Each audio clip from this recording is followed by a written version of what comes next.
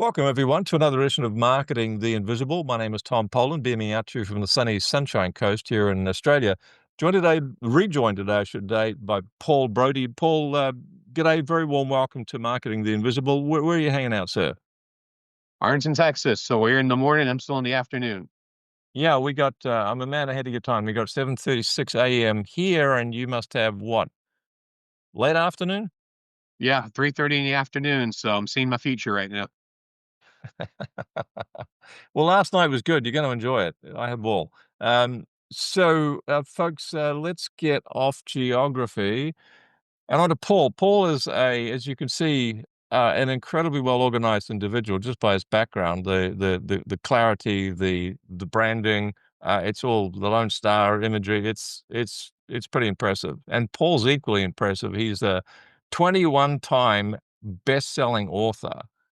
Now, most people don't achieve that in 21 lifetimes. Paul's packed it all into one lifetime.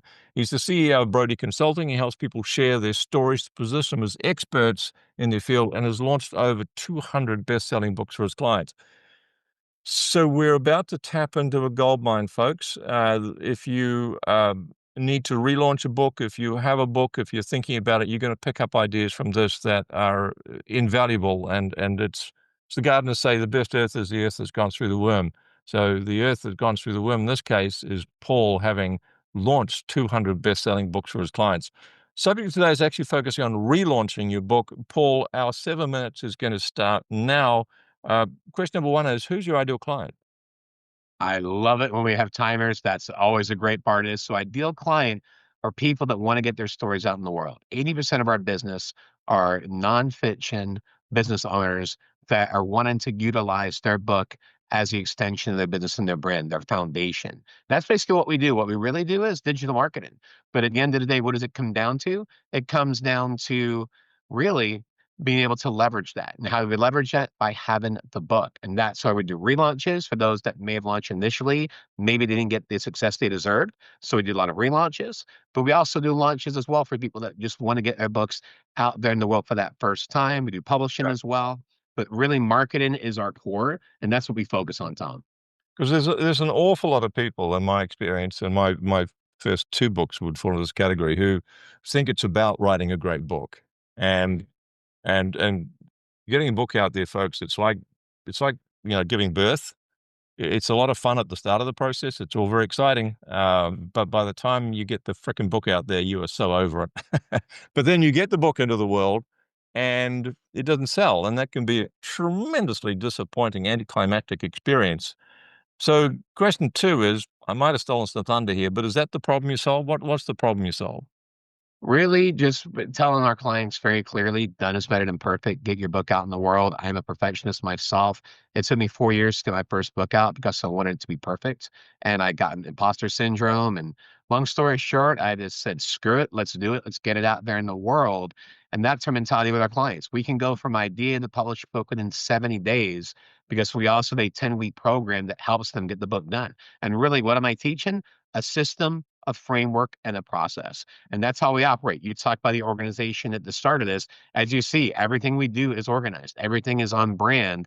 And that's what we teach our clients. But we also tell them done is better than perfect. Get your story out there in the world. Short, sweet, to the point. Nobody wants the next great novel because now, they're going to be 200, 300 pages.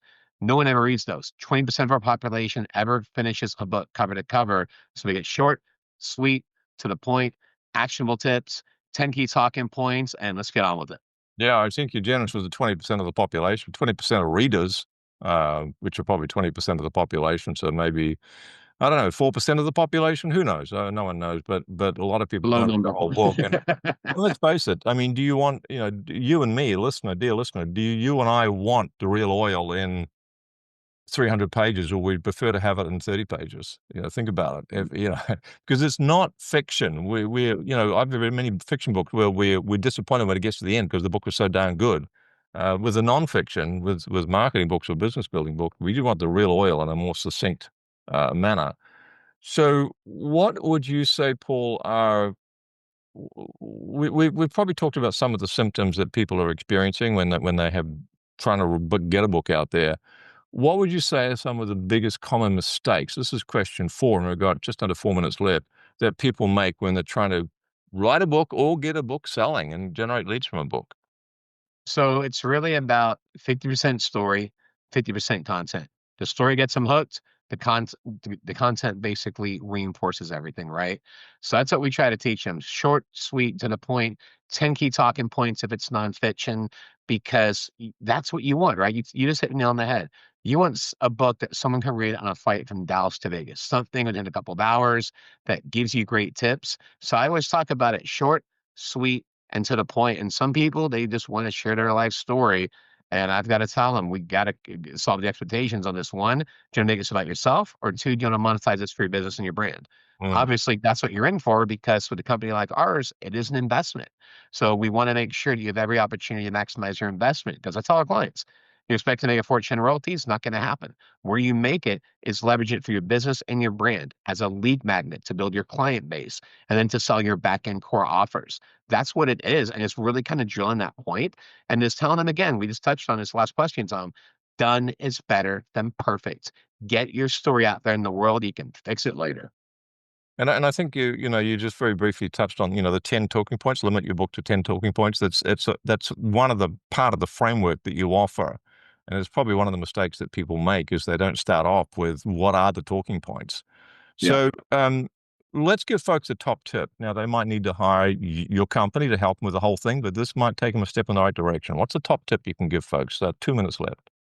Yeah, what I would tell them is invest in marketing. If you don't want to utilize a company like mine, that's fine. If you want to do this yourself, then fine. Have a free phase and a paid phase for the Kindle version to drive the traffic.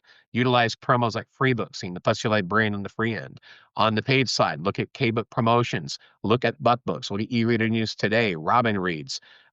All these different companies that are out there that you can invest and get them to promote your book, because that's what we do. We have over 20 book companies we work with now. A lot of our stuff is proprietary, but I always want to share as much as we can, but invest in your launch. That's the most important thing. And for those of you that struggle to get the book done, speak it out. I had a 2-hour rehab therapy when I tore my rotator cuff, and I used that 2 hours to speak out my 20th book, Entrepreneurship 101.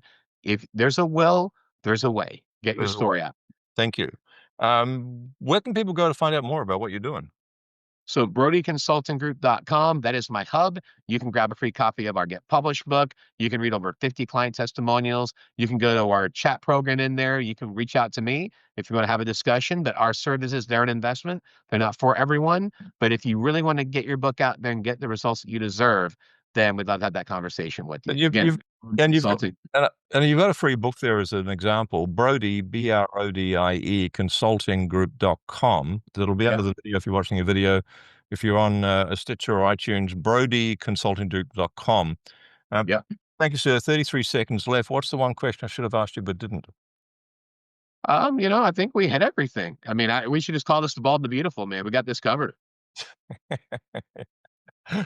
Paul, it's been a pleasure hosting you again. And hopefully people get their digital butts over to brodieconsulting.group and download that free book, because uh, the leads you get from books will be some of the best quality leads that you'll ever get. They're up there with public speaking. They're up there with referrals, because people who take the time to download and read your book or to buy and read your book are people who persist and are serious about solving their problem. Paul, thanks again for your time. My pleasure.